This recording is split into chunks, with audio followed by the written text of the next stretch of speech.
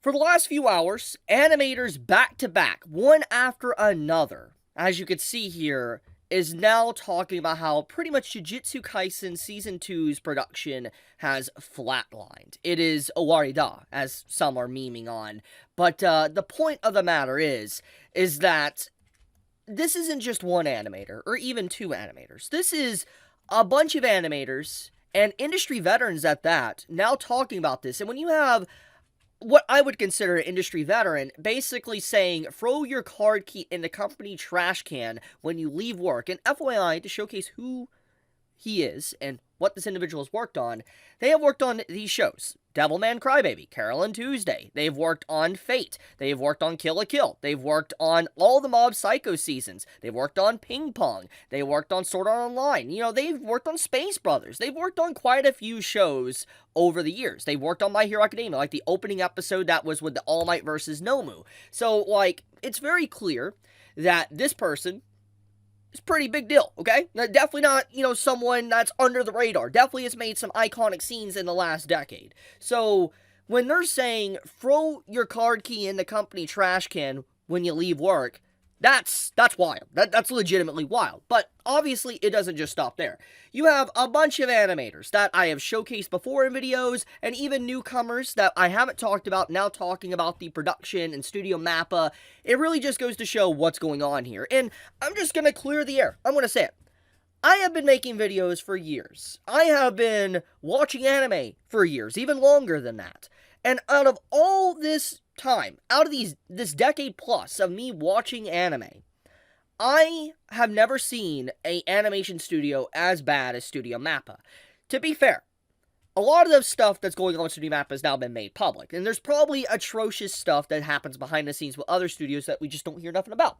But in terms of what we know and current information, I would say Studio Mappa is probably the worst studio I have ever seen for animation. Not because they make bad anime, but because of what they do to their staff. They treat them so badly, it's insane. When you have a culture, you have workers in Japan that mostly will just, suck it up and deal with it and never speak out about things, speaking out about it. It really just goes to show how messed up stuff is going on in Studio Mappa, how bad it really is. So, it speaks for itself. And so, before you say, why are you attacking Studio Mappa? That's why. I have never seen a studio do this, where so many animators are like this. I have heard of bad production.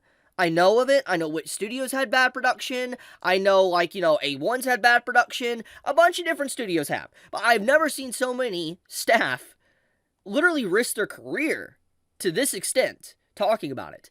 And I think what this basically shows is any animator that has yet to work with Studio Mappa and their products is probably going to look at this and be like, I'm going to avoid that. I don't want to work with it. They're definitely going to look at it like that. And they're like, that's not worth it. Seeing these people literally having mental breakdowns live on social media, that is not worth that. And that's ridiculous.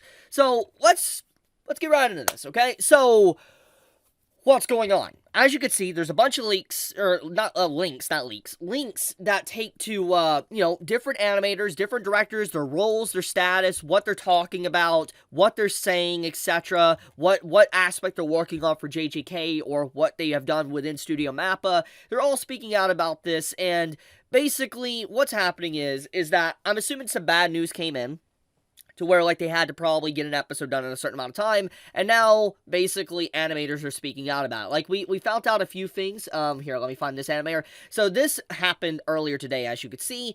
Basically saying, bad news has arrived and suddenly overwhelmed. The most boring ending I could think of. The festival is over. Yes, disbanded. So, my assumption is some form of bad news came in the last 24 hours, or even, earlier, whatever. Regardless, is that something's happened, and all these animators are now speaking out about it, and it's pretty much worrying, because obviously we know this has to do with JJK. And to kind of get everybody up to speed, 2 weeks ago, we had an episode, I think episode 15, basically that came out, and it was underbaked. it was not finished. You had a director doing a live mental breakdown for the whole world to see. I even talked about it in a video of how he was taking the bullet or the grenade for the entire staff, saying he felt bad that this is what he's going to be remembered by, which is very sad, and he felt like, he should just quit, be done with the art and animation because of it, that he was not able to finish the episode. It literally destroyed the man's very psyche, broke him down bit by bit, which was very sad to see. And obviously that episode wasn't finished. Objectively, it wasn't, clearly. But most people probably might not have noticed it. Some might have. The point of the matter is it wasn't finished. It needed more time. And then we fast forward a week later, which was this previous episode we got of, JJK. It was spectacular. Sukuna versus Jogo. Insane. Absolute insane episode. Everybody looked at it, was like, oh my goodness. Even myself was like, oh my goodness. And probably forgot about, the previous week of the animators and the staff breaking down. And the reason why that episode was so good was because there was more time for it to cook in the oven. It was even said that, the episode was given more time. It was already in the works a lot longer than previous episodes, which is why it was so good. Which is why I said in my video for the review that, imagine if every JJK episode was given that amount of time and how good it would look, or even better if it was given more time. It just makes you think. So, anyways, now that that's said and done, we go to this episode, and there has been a lot of talks. A lot of animators and leakers and stuff have been talking that this upcoming episode is supposedly going to be even better than the previous episode. And it's got everybody shocked. They're like, huh? That everybody is really, really shocked. And here's the thing. It might be better. But the question is, how is the episode after that? And I think that what is going on here, what the staff is currently talking about, is probably talking about the episode after. And I'm going to take an educated guess. Just seeing so many people talk about it, production probably just had a flat line. It's completely dead.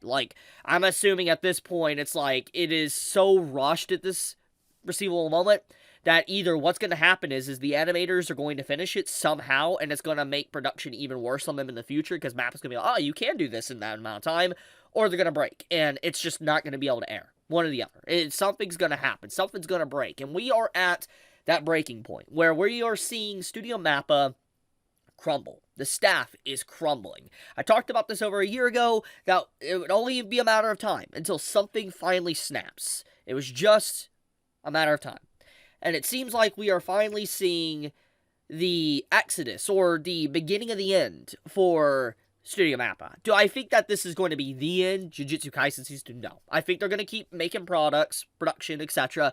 But I feel like what this whole ordeal is going to showcase to the whole world, especially in Japan, is that if you go to work for Studio Mappa, you're pretty much working for a company that's going to abuse you, destroy you, rip you apart, spit you back out, and make you wonder why you even wanted to be an animator in the first place. And it's going to cause a lot of people not even want to work with them. And I think that as time goes on, they're not going to be able to get the staff they want, because they're literally cycling through so many animators that just people don't want to work with them. They're literally churning them out, putting them on just a grinder, grinding them up, and going to the next person, throwing the animator into the grinder again, and just continuously spinning that wheel, so to speak. That's what's happening. This is wild. This is legitimately wild stuff. When you have all these animators saying, I'll leave you with the word scum, literally saying that the production and the studio is scum. That's crazy. Because once again, this is a culture where most Japanese people will not speak up. They'll finish their work. They're diligent with their work. They are very we'll finish the job.